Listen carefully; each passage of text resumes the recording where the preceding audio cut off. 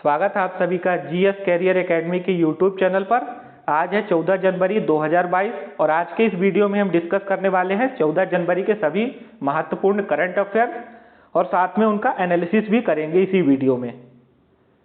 हाल ही में जारी India state of forest report 2021 का विमोचन किसने किया?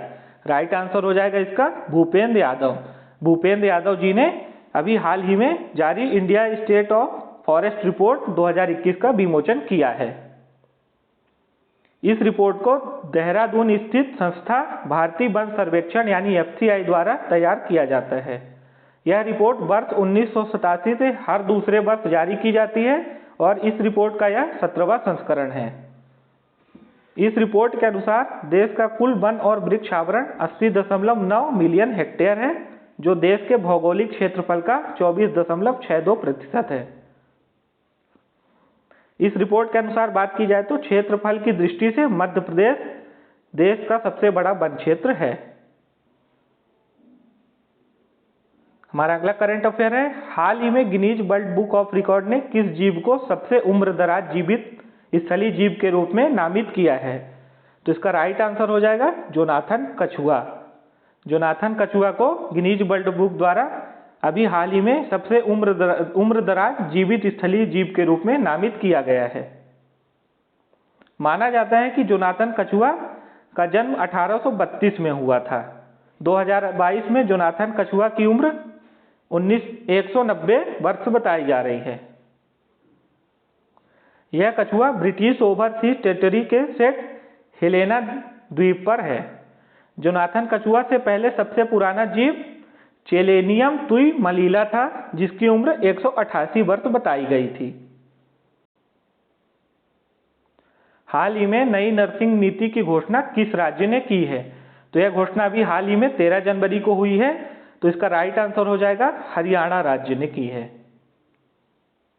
यह घोषणा हरियाणा के स्वास्थ्य मंत्री अनिल विज ने की है। हरियाणा के मुख्यमंत्री हैं श्री मनोहर लाल खट्टर जी, स्वास्थ्य मंत्री हैं श्री अनिल विज जी। इस नीति के तहत नर्सिंग कॉलेजों के पास 100 बिस्तरों का अपना स्वयं का अस्पताल होना जरूरी होगा। PGIMS रोहतक में जीनोम सीक्वेंस मशीन भी लगाई जाएगी। हाल ही में 13 जनवरी को कौन सा त्योहार मनाया गया? तो इसका राइट आंसर हो जाएगा अभी 13 जनवरी को पोंगल त्योहार मनाया गया है। बात कर ले जनवरी महीने के कुछ महत्वपूर्ण दिवस और त्योहार जो अभी तक मनाए गए हैं। तो 1 जनवरी को वैश्विक परिवार दिवस मनाया गया है। 4 जनवरी को विश्व ब्रेल दिवस मनाया गया। 9 जनवरी को भारतीय प्रवासी दिवस। 10 जनवरी को विश्व हिंदी दिवस। 12 जनवरी को भारतीय युवा दिवस। 14 जनवरी को जो मनाया जाएगा वो मकर संक्रांति। लोहड़ी की बात की जाए तो उत्तर भारत में मनाया जाता है। पंजाब हिमाचल प्रदेश में प्रमुखतः इसको मनाया जाता है। परीक्षाओं की दृष्टि से यह सभी डेट आपको याद रखना जरूरी है। हाल ही में जारी हुई हेनले पासपोर्ट इंडेक्स में भारत की कौन सी रैंक है? तो अभी जो यह रिपोर्ट जारी हुई है हेनले पासपोर्ट इंडेक्स की, इसमें भारत की रैंक है 83।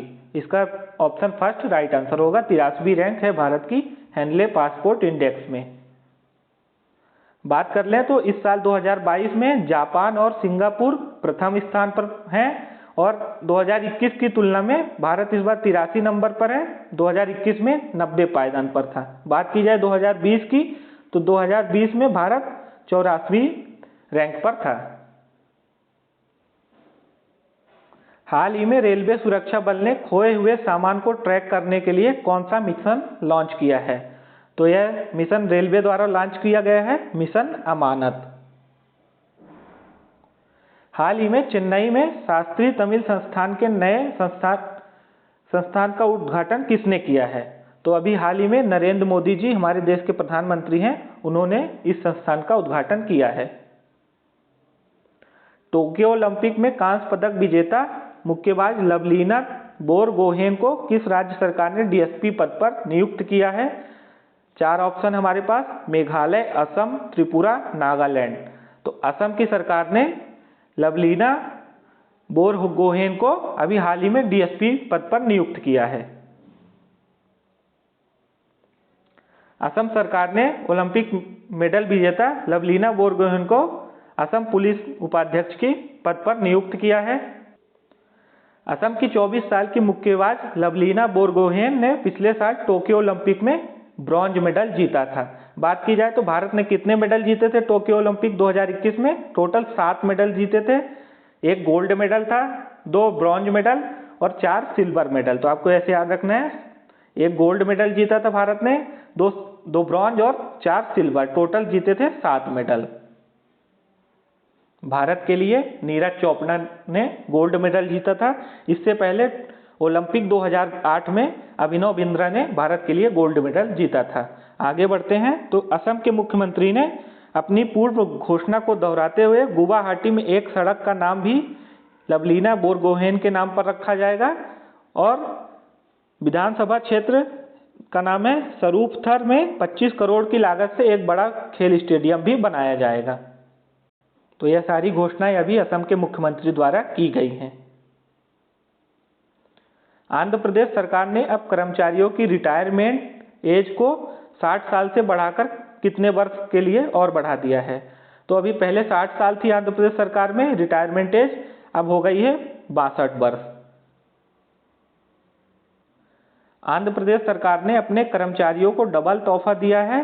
कर्मचारियों की सैलरी में भी 23.29% की बढ़ोतरी की गई है। साथ में रिटायरमेंट एज को भी 60 साल से बढ़ाकर 62 साल कर दिया गया है आंध्र प्रदेश राज्य में। यह कब से लागू हुआ है? तो यह 1 जनवरी 2022 से लागू कर दिया गया है। बात की जाए तो कृषि संबंध क्षेत्रों 2020-21 में सुशासन सूचकांक की रैंकिंग में आंध्र प्रदेश नंबर 1 पर था। सुशासन सूचकांक का मतलब होता है गुड गवर्नेंस इंडेक्स, मतलब एग्रीकल्चर एलाइड सेक्टर में आंध्र प्रदेश की नंबर 1 रैंकिंग थी सारे राज्यों को मिलाकर। बढ़ते हैं अगले करंट अफेयर की ओर। तो हाल ही में इसरो ने गगनयान मानव अंतरिक्ष कार्यक्रम हेतु क्रायोजेनिक इंजन को लॉन्च किया है। तो इसका सफल पूर्वक परीक्षण कहाँ हुआ है, किस राज्य में हुआ है? तो इसका राइट आंसर हो जाएगा तमिलनाडु। तमिलनाडु में क्रायोजेनिक इंजन का सफलतापूर्वक परीक्षण किया गया है। अगर आपको वीडियो अच्छी लग रही हो तो आप चैनल को प्लीज सब्सक्राइब कर लीजिए। इसरो का गठन की बात की जाए तो इसरो का गठन हुआ था 15 अगस्त 1969 को। इसरो का मुख्यालय कहाँ है? इसरो का मुख्यालय है बेंगलुरु में। इसरो ने यह परीक्षण तमिलनाडु के महेंद्रगिरी में 720 सेकंड के भीतर सफल परीक्षण किया है। गगनयान देश का पहला महत्वाकांक्षी मानव अंतरिक्ष अभियान बना है। इसरो के अनुसार इंजन ने परीक्षण के उद्देश्य को सफल साबित किया है। इसरो ने अभी हाल ही में यह रिपोर्ट जारी की है, ट्वीट करके उन्होंने जानकारी दी इसकी।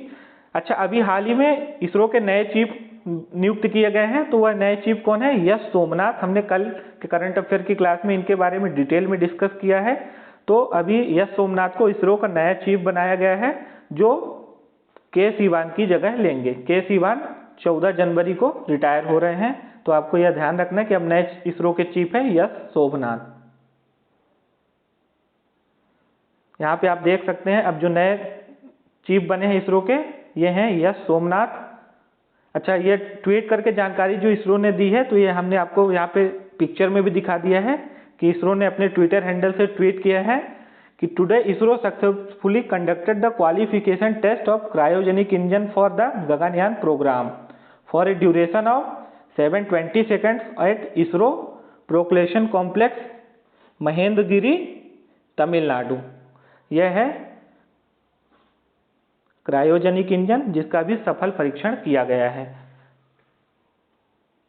तो आज की करंट अफेयर की क्लास में इतना ही था। अगर आपको यह वीडियो अच्छी लगी हो तो आप वीडियो को प्लीज लाइक करिए और चैनल को सब्सक्राइब कर लीजिए, ताकि अगले आने वाली करंट अफेयर की क्लास की नोटिफिकेशन आपको सबसे पहले प्राप्त हो जाए। अच्छा, इस करंट अफेयर के अगर आपको PDF चाहिए तो आप हमारे GS कैरियर एकेडमी का टेलीग्राम चैनल है, उसको सब्सक्राइब कर लीजिए। वहां से आपको इसकी PDF फ्री में प्रोवाइड हो जाएगी।